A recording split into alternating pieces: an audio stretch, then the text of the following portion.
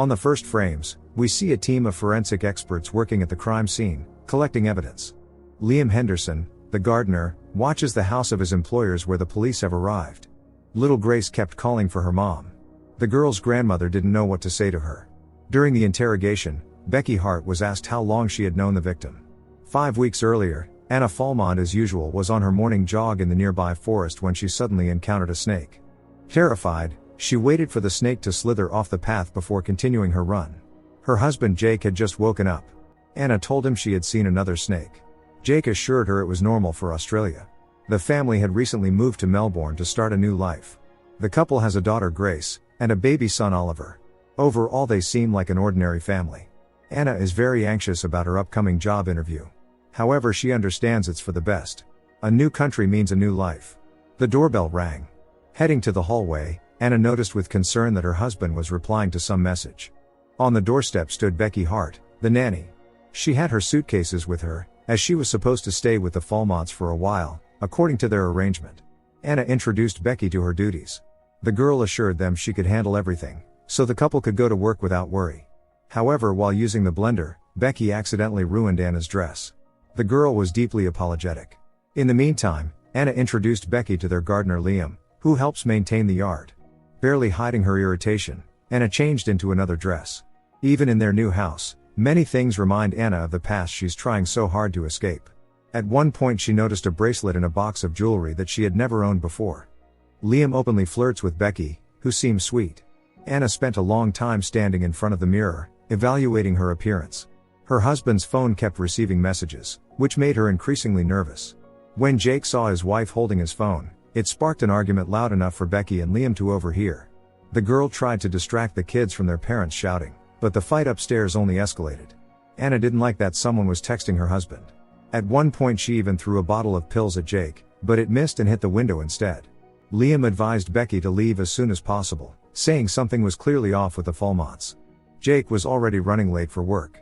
The couple tried to brush off the broken window incident in front of Becky, making it seem like an unfortunate accident. Briefly reminding Becky of the children's schedule, Anna left with Jake. Or rather he drove her, as her anxiety made her unable to drive for now. Jake hoped they could leave the past behind and start fresh, but Anna wasn't so sure. It was Jake who had found her a job as a designer at a major firm. Having been a homemaker for a long time, Anna hadn't worked in years, but now she needed to. Meanwhile, Becky looked after the children, though she couldn't stop thinking about the broken window in the couple's bedroom. Becky explored the house and rummaged through the bathroom cabinet, but she was interrupted by Grace, who had to go to daycare.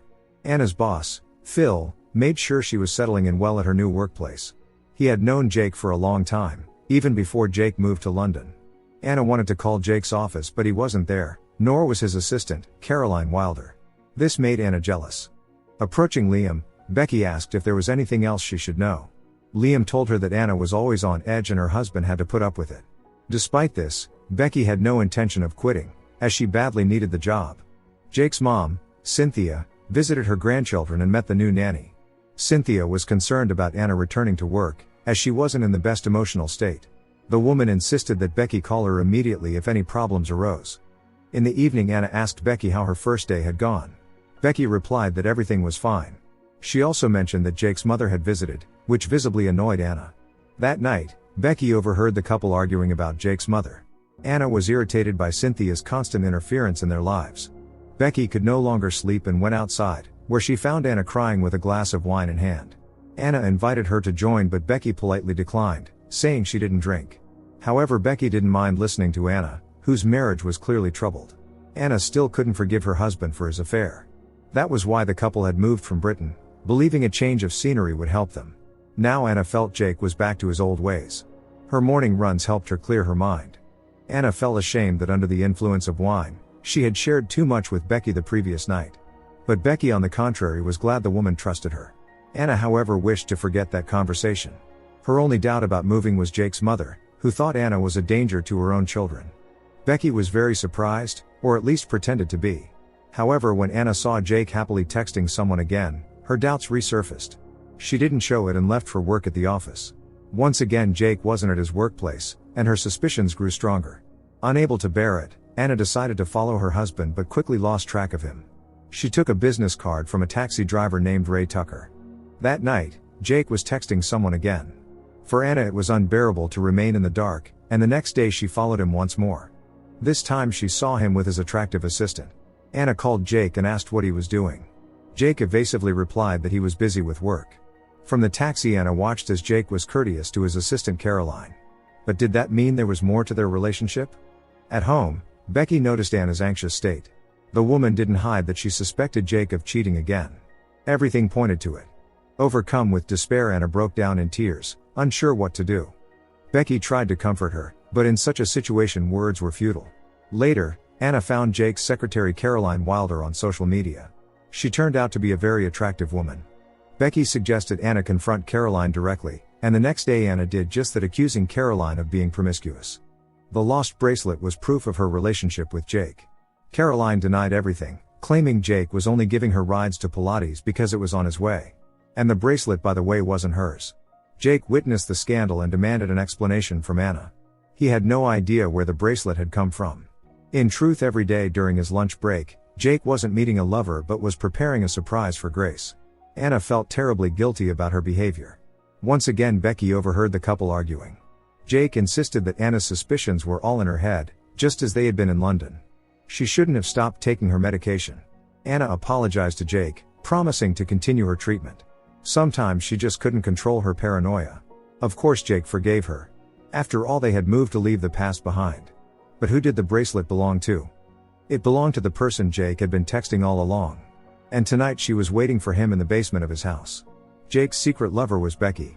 Hiring her as the nanny had been part of their plan to be together. Jake planned to make Anna look crazy in everyone's eyes and gain full custody of the children. Becky had accidentally dropped the bracelet. Otherwise they were carefully following their plan to mislead Anna. Anna had no idea where or with whom her husband actually spent his time while she was out running. To Anna, Becky continued to play the role of the perfect nanny, and Jake the role of the perfect husband. Anna seemed at peace, knowing there was nothing between Jake and Caroline. Today Anna asked Becky to prepare a festive dinner. For Anna it truly felt like the start of a new life, the one she had always dreamed of. Becky said she was so happy for her and Jake. Anna promised her husband she would trust him from now on. She wanted them to fall in love with each other all over again. But Anna had no idea what Jake's true intentions were. Anna asked Phil if the clients were happy with her work. Phil just brushed the question off. Jake asked Caroline, who also happened to be a lawyer, to document everything that had been happening with Anna lately. Caroline figured out that he was planning to file for divorce. Jake admitted he was worried about the children because of his wife's mental instability. Caroline promised to document everything. At home, taking advantage of Anna's absence, Jake and Becky spent time together. They were so engrossed in each other that they failed to notice a toy left in Oliver's crib, which nearly caused him harm. The boy was rushed to the hospital. Thankfully he was fine, but Anna was deeply outraged that the nanny hadn't kept an eye on her son. Jake tried to calm his wife down, saying that accidents happen, but Anna no longer wanted to leave Becky alone with the kids. She was even willing to temporarily leave them with her mother-in-law rather than with Becky. In Jake's car, Becky cried, overwhelmed by guilt over the fact that Oliver had nearly been hurt because of her. She couldn't erase the image from her mind and wanted to leave that very day. But Jake convinced her to stay, claiming that being with their biological mother was far more dangerous for Oliver and Grace. Cynthia was thrilled to see her granddaughter. She was already aware of the incident with Oliver and demanded an explanation from her son. Jake began shifting all the blame onto his wife. Cynthia agreed that Anna was a bad mother. While no one else was in the room, Jake staged the scene to make it look like Grace had taken a stool and placed the toy in her brother's crib. Meanwhile, Anna never left her son's ward for a second. Jake told her it was Grace who had put the toy there, and it wasn't Becky's fault. He took all the blame himself, lying that he had reprimanded Becky earlier that morning for not unpacking the boxes in his office room. Still, Anna's opinion didn't change. She wanted Becky to leave. At home, Cynthia wasn't very welcoming to her daughter-in-law, but Anna ignored it. The safety of her children was her top priority. Anna found it odd that the nanny had called Jake and not her. And how had he managed to get from the office to the house so quickly to take Oliver to the hospital? Another argument erupted between the spouses, which Becky overheard. Becky couldn't sleep and later found Anna asleep in the children's room. Once again Becky apologized. Anna's anger had subsided. In Britain, she had faced severe postpartum depression and suspected her husband of cheating. It had taken a heavy toll on their family life. Anna no longer wanted Becky to leave. Yes, she had made a mistake, but that didn't make her a bad person. Every time Anna went for a run, Becky and Jake spent time together. Becky thought Anna needed to see a therapist, but Jake believed it was pointless. In his opinion, the only solution was to separate Anna from the children. Jake decided to act and swapped Anna's pills. From the outside it seemed like the Fulmonts' life had returned to normal. Jake volunteered to watch the kids while Anna and Becky relaxed at the beach. Everyone thought it was a great idea. While Anna was in the shower, Jake explained to Becky that this was necessary to make Anna trust her again. The women arrived at a beach house owned by Cynthia. Anna took her prescribed pills on schedule, but this time she felt severely dizzy. Becky knew that once Anna was out of their lives, this house would be hers. Anna found it strange that Becky knew where the key to the circuit breaker was, though the girl pretended not to. Anna couldn't stop thinking about it and stayed awake all night. At work, Anna was upset to learn that a client had suddenly decided to drop her services. She even began to suspect she was working for a non-existent client. This suspicion was partially true. Anna discovered that her husband had made a deal with Phil, and she was only working on a short-term contract, not a permanent position. After receiving a call from the hospital, Anna met with a social worker concerned about the environment in the Fulmont household. It wasn't hard to guess that the social worker had learned all the details from Jake. Anna called Ray again and asked him to drop her off a short distance from the house so the person inside wouldn't hear the car engine. Upon entering, Anna heard a woman's laughter coming from the basement. Overwhelmed with shock, she went downstairs and saw her husband with Becky. Anna couldn't believe what she was seeing and in a panic ran out of the house, collapsing on the lawn. Unsure of what to do, Anna didn't let Jake know that she had discovered the truth. It all seemed like a surreal nightmare. The next day Becky played on the lawn with the children as if nothing had happened. Meanwhile, Anna rummaged through Becky's belongings, searching for proof of her affair with Jake. They even had a photo together. Anna confided in Ray, the only person who could listen and understand her. Now Anna was sure she hadn't been paranoid, but before confronting her husband, she was determined to figure out what he and Becky were plotting. Anna sought advice from a lawyer, realizing that Jake, also a lawyer, would do everything to portray her as unfit to raise the children. But the lawyer explained that Anna couldn't take the kids out of the country without their father's consent. That could work against her. At home, Anna tried to guess the password to her husband's laptop and succeeded. It was clear he had been gathering incriminating evidence against her for some time. Jake was surprised when his wife didn't go for her usual morning run. Moreover, she didn't plan to go to work that day, citing an upset stomach. Anna had also stopped taking her pills, realizing her husband had swapped them. This was clearly not part of Jake and Becky's plans, as they had hoped to spend some time together. However, it seemed Jake wouldn't need to leave work early today. Seeing Becky included in Grace's drawing made Anna realize that Grace already considered the nanny a part of the family. Noticing a bruise on Anna, Becky couldn't help but ask what had happened. Anna refrained from going into details, simply stating that Jake had done it during one of their frequent arguments. Becky didn't want to believe that the man she loved was capable of such a thing. Sensing the girl's hesitation, Anna decided to share some details, claiming that Jake was good at pretending to be nice but could often be cruel. According to Anna, Jake was a manipulator who wanted everyone to follow his rules. Becky decided to ask Liam for more details about the Fulmont's family life. Liam admitted he didn't know much but advised Becky to quit if she felt uncomfortable. The job wasn't worth it. At work, Anna searched online for information about custody battles. Phil gave her a new task, designing a logo for an unknown company. Anna fully understood that it was all a sham. On the other hand, it gave her plenty of free time. Later, Phil played tennis with Jake, just like in the old days. Phil, who was aware of his friend's affair, remarked that Anna seemed to suspect something. However, Jake needed a little more time to set the stage for the divorce. The men didn't know Anna had overheard their conversation. Before bed, Anna asked Becky not to mention their recent conversation to Jake. It would undoubtedly make him angry. That night the couple argued again, loud enough for Becky to hear. Anna accused Jake of setting her up with a fake job. Jake couldn't help but notice that Becky had become colder toward him. Something was clearly bothering her. Anna called Becky from work, apologizing for the previous night. She explained that Phil was covering for Jake, which had been the reason for their argument. Anna unobtrusively suggested that the nanny quit if she felt afraid of Jake. Anna deliberately played on Becky's emotions, trying to make her fear Jake. Unable to hold back tears, the girl avoided giving a direct answer. At home, Anna acted as if nothing had happened, leaving Jake unaware. However, Becky began avoiding Jake, and he wanted to know why. Becky asked him outright if he had ever physically harmed Anna. Jake assured her it was nonsense, claiming the bruise was from a fall. Becky couldn't understand why Anna would lie. Jake had a simple explanation: his wife was unhinged. Now he and Becky needed to stay united to win custody of the children. They didn't know Anna was listening to their conversation through the baby monitor. Jake feared that Anna would tell the police he had hit her. If she did, he would have no chance of gaining custody. Becky wanted Jake to file for divorce immediately, but he stated that he didn't have enough evidence yet. He was also waiting for the right moment to provoke Anna into a nervous breakdown. Anna told Ray she had hoped Becky would come to her senses, but in the end the girl had chosen Jake. Ray had become not only her driver but also a good friend. Anna knew one thing for certain: she wouldn't let Jake and Becky take her children. Meanwhile, Jake suggested that Becky try some substances to relax. Phil realized that Anna was aware of the farce he and Jake had orchestrated. He immediately left Jake a voicemail, saying that she had cleared out her desk at work and was likely heading home. But Jake was too busy with Becky to check his messages. Anna was indeed heading home, determined to catch her husband in the act of cheating. Realizing that Anna was close, the lovers panicked.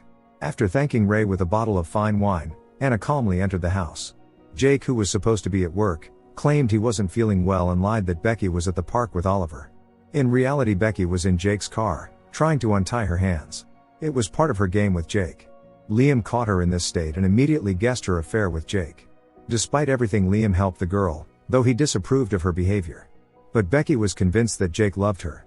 Suddenly she started feeling nauseous because of the substances.